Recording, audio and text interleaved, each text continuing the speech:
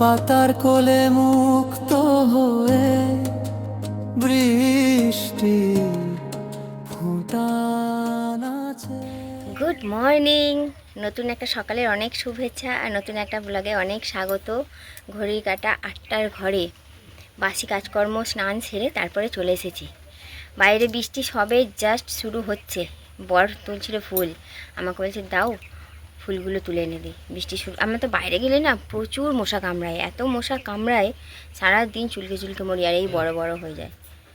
ওখানটা রাখো টেবিলে, নাহলে অ্যাকোয়ারিয়ামের ওপর রেখে দিয়ে আসো। এই যে বাইরে বৃষ্টি শুরু হয়ে গেল, প্রত্যেক দিনের ন্যায় একদম আরম্ভ হয়ে গেছে। চারিদিক পুরো অন্ধকার হয়ে আছে, অন্ধকার। উফ, তো যাই হোক চলো। আজকে জানো বাথরুমে চান করতে গিয়ে জোঁক ধরেছে। এর আগেও একবার জোঁক ধরেছিল, এতদিন হয়ে গেছে জোঁক ধরেনি। এই বছরেই দেখছি দুবার আমাকে জোঁক ধরল, আর আমি ভীষণ ভয় পাই জোঁক, যেহেতু আগে কখনো ধরেনি, এইসব দেখিনি। আমার বাপের বাড়ি সব ওখানে এইসব ছিলও না, ভয় পাই। বাথরুমে চান করতে গেছি, চান করা সাবান মাখার যে জালিগুলো হয় না লুফা, ওর মধ্যে জোঁক ছিল, চীনা জোঁক। এবার বডি ওয়াশ দিয়ে যখন ঘষছি তখন হচ্ছে এই হাতের এই জায়গাটা কামড়ে ধরেছে। আমি কী হলো, জ্বালা জ্বালা করছি কেন? জোঁক কামড়ালে জ্বালা, ব্যথা, যন্ত্রণা কী যে হয় কিছুই বোঝা যায় না, সব সংমিশ্রণ। এবার দেখছি জ্বলছে, আমি হাতের শাঁখাগুলো সরিয়ে দেখছি কি কামড়ে ধরে আছে। আমি সঙ্গে সঙ্গে টেনে ছাড়িয়ে দিয়েছি। ওই জন্য কী বলতো, ফুটোটা করতে পারিনি রক্ত বের করার আগে, কিন্তু বসেই সঙ্গে সঙ্গে ফুলিয়ে দিয়েছে মশার কামড়ের মতন। আর এক জায়গায় তোমাদের ব্যাক ক্যামেরায় দেখাচ্ছি, ওখানটা কিছুদিন আগে কামড়েছিল, ওখানটা কেমন তারা হয়ে গেছে। ভাবো, জালির মধ্যে ছিল জোঁক। এবার গা ঘষতে ঘষতে যদি কানে বা পিঠে বা কোনো জায়গায়, এমন জায়গায় কামড়ে ধরেছে আমি দেখতে পেতাম না, তাহলে তখন কী হতো? হ্যাঁ, চোখে, নাকে। আমাদের যে ডগিটা ছিল পুচকু, ও তো ঘাস খেতে যেত বা যখন বাইরে বেরোতো শুঁকতো, তো শুকলেই পায়ের আঙুলের ফাঁকে, নাকে, চোখে সব জায়গায় জোঁক ঢুকে যেত, চীনা জোঁক। আবার নুন দিয়ে দিয়ে ছাড়াতাম, বলে আম্পু নাকের মধ্যে ঢুকলে তো নুন দিয়ে এরকম চেপে ধরতাম, তারপর জোঁকটা ছেড়ে দিত। আর ও কী করতো, নুনটা তখন লেগে থাকতো তো, জিভ দিয়ে চেটে চেটে খেয়ে নিত। বলো, তো যাই হোক চলো পুজো দিই। ফুল তো তুলে এনেই দিল, ফুল তোলার আর ব্যাপার নেই, দিয়ে আমি তুলে নিয়ে বৃষ্টি আসছে তাই আমরা চলে এসেছি। ও তো প্রত্যেক দিনের ডিউটি, ওটা তোমরা তোমাদের ডিউটি করো না করো, সে তার ডিউটি ঠিক করবে। আর সবজিপাতি মাকে কালকেই কেটে দিয়েছিলাম, ভিন্ডি আলু ভাজা হবে আর আন্ডা কারি হবে। সকালবেলা না ওই নামটা নিতে নেই, আমি মানি, একটু আধটু মেনে চলার চেষ্টা করি। আর কেউ যদি ভাবে আদ্যিকাল, হ্যাঁ আদ্যিকালেরই তাই, ঠিক আছে। আদ্যিকালের মানুষরা যারা মানতো যেসব জিনিসগুলো ঠিকই মানতো, তারা পড়ালেখা জানতো না ঠিকই, তাদের যে অভিজ্ঞতা ছিল একদম পারফেক্ট সঠিক ছিল, আমি মানি। সকালবেলা যেহেতু নাম নিতে নেই, এখনও কিছু খাইনি, মুখ একদম ওই বলছি আন্ডা কারি হবে আর ওই ভিন্ডি আলু ভাজা হবে। আর রাত্রে কী হবে? তো চিকেন হবে, চিকেন হিঙ্গা। আজকে একবেলা রান্না, ওবেলা মাংস আনবে, মাংসের ঝোল আর ভাত হবে। কী গো, গুড মর্নিং বলো, অনেক দিন গুড মর্নিং সবাইকে, গুড মর্নিং। এখন আসছে, আমার মোবাইলটা কাঁপছে, ট্যাগ না আসছে। তো যাই হোক চলো পুজোটা দিয়ে নিই। আর এদিকে দেখো আমার এই যে টাইম ফুলের গাছগুলো, এগুলো যদি সব সময় ফুল ফুটে থাকতো কত সুন্দর দেখতে লাগে বলো তো। টাইমে ফোটে আবার বন্ধ হয়ে যায়। এই যে এখানেও আছে, এখানেও আছে। এদিকে দেখো এই যে গাছটা লাগিয়েছিল আমার বর, এখানে রেখে দিয়েছি। অ্যালোভেরা লাগিয়ে যেটা লাগিয়েছিল না, শিকড় ছাড়বে, তারপরে অন্য টবের মধ্যে ট্রান্সফার হবে। মনে হয় গাছটা বেঁচে যাবে, যেহেতু ফুলগুলো এখনও তরতাজাই আছে। 2 দিন হয়ে গেল, 2 দিন না 3 দিন আজকে নিয়ে। শুরু হয়ে গেছে বাইরে, সে তার ডিউটি করছে।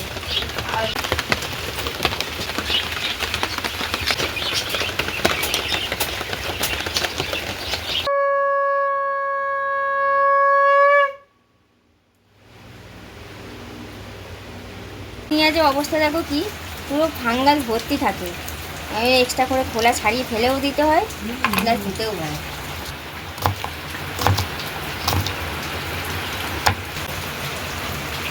তো দেখলে একদম ঝমঝমিয়ে বৃষ্টি শুরু হয়েছে, কিছু করার নেই। জানি না বাবা যে কাজে তো পারবে কি না পারবে। মা হচ্ছে ভিন্ডি আলু ভাজা বসিয়ে দিয়েছে, এখন হচ্ছে ওই যে আন্ডাটা ছাড়াবো আর আন্ডার মশলা হচ্ছে, ব্যাস। আজকে ওই 2 তরকারি, 2 পদ।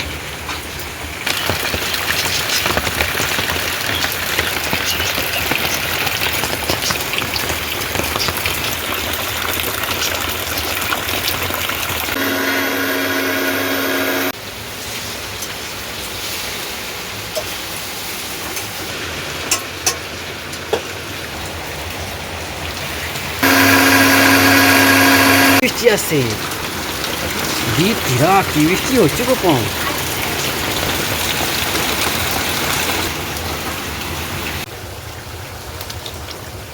ব্যাস রান্না হয়ে গেল প্রায়। দেখো দেখো শিয়াল শিয়াল শিয়াল আয় আয় এই দেখো আবার বসে দেখি আয় আয় ভাই মাছ দেবে খাবি ওই দেখো শিয়াল আয় ওই দেখো আয় মাছ ভাত খাবি আয়, শিয়াল মামা আয় আয় শিয়াল মামা ওই দেখো আয় শিয়াল মামা এই ভাই কেমন বসে বসে দেখে গো।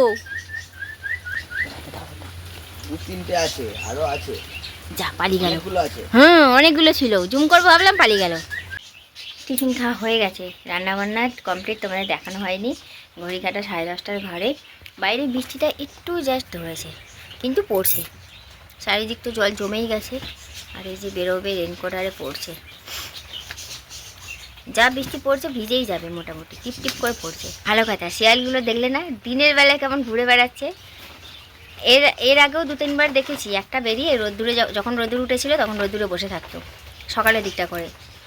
কিন্তু আজকে এতগুলো দেখতে পাবো দিনের বেলায় ভাবতে পারিনি। কেমন দেখছিল বসে বসে, দেখে মনে হচ্ছে না কুকুর, গায়ের কালারটা এমন। টাটা, ফোন করো পৌঁছে, ফোন না SMS করে জানিয়ে দিও।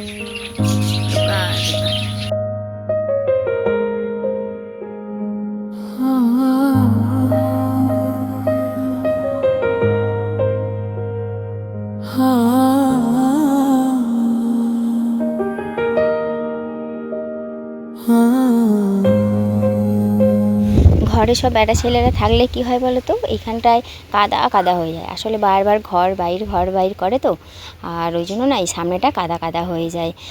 সবাই কাজে চলে গেছে, এখন আর কেউ নেই, শুধু আমি আর মা।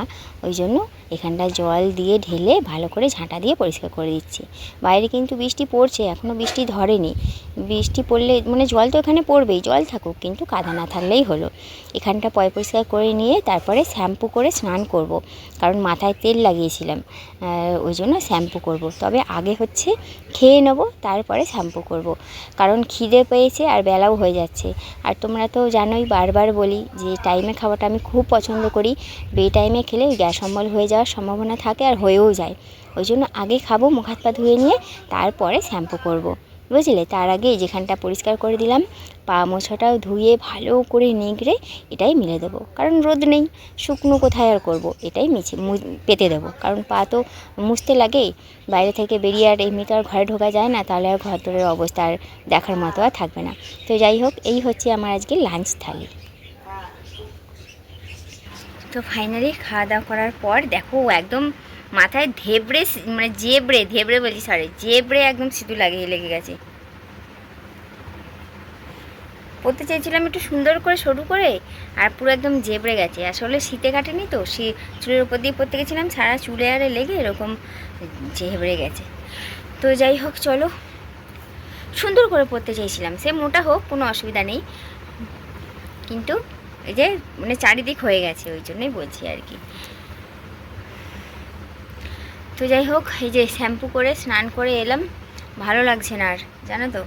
কাল সারা রাত মানে গতকাল দুপুরবেলায় শরীরটা খুব ক্লান্ত লাগছিল, ভালো লাগছিল না, ঘুমিয়ে পড়েছিলাম।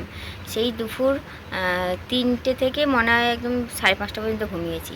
সারা রাত জেগেছিলাম জানো, 3:30 পর্যন্ত জেগেছিলাম কন্টিনিউ। তারপর আবার 6টায় উঠে পড়েছি, ভাবো কইটুকু ঘুমিয়েছি। এখন না চোখ ডুলডুল করছে, আবারও ক্লান্তি লাগছে। কিন্তু এখন যাই হয়ে যাক, ঘুমালে আমাকে চলবে না। আজকে যদি আবার ঘুমিয়ে পড়ি, আবার আজকে রাত্রে জেগে থাকতে হবে। মানে এটা থাইরয়েডের হওয়ার জন্য হয় কিনা জানি না, মানে ঘুমের খুব ঘুম আসতে চায় না।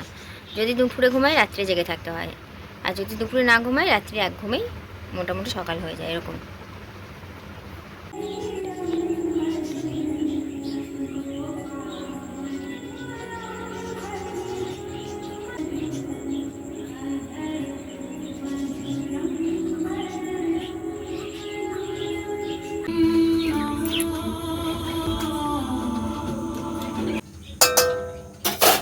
Good evening.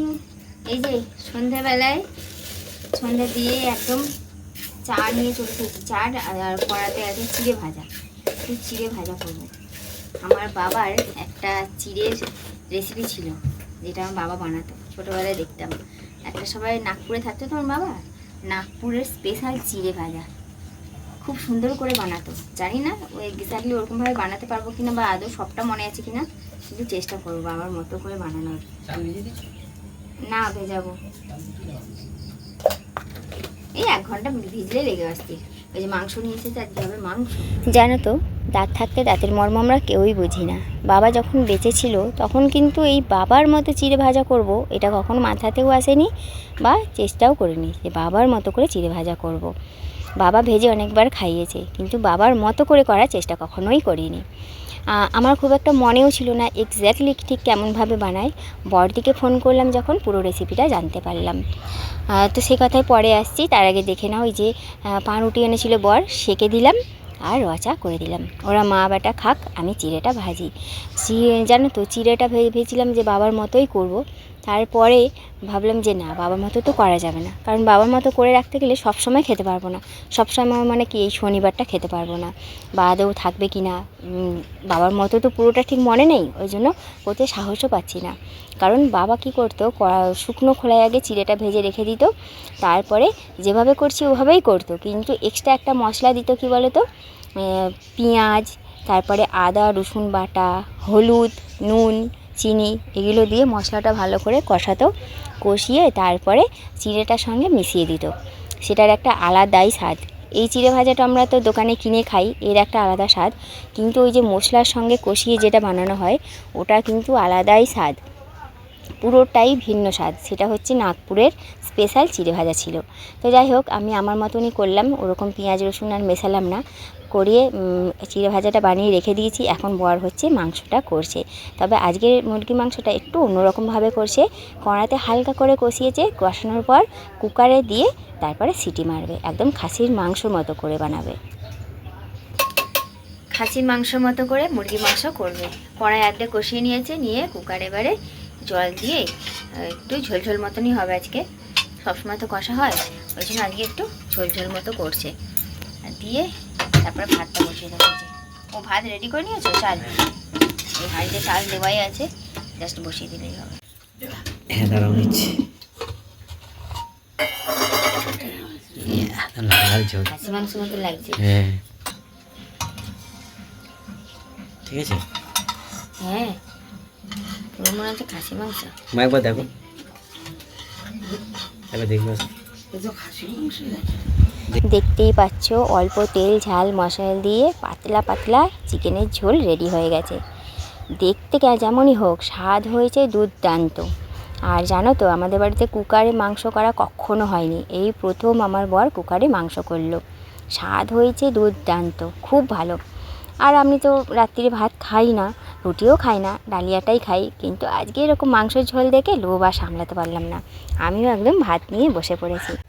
চলো খেতে খেতে ভিডিওটা এখানেই শেষ করি। আর তোমরা যাওয়ার আগে একটা ছোট্ট কমেন্ট করতে কিন্তু ভুলো না, আর ভালো লাগলে একটা লাইক করে যেও, কেমন? টাটা।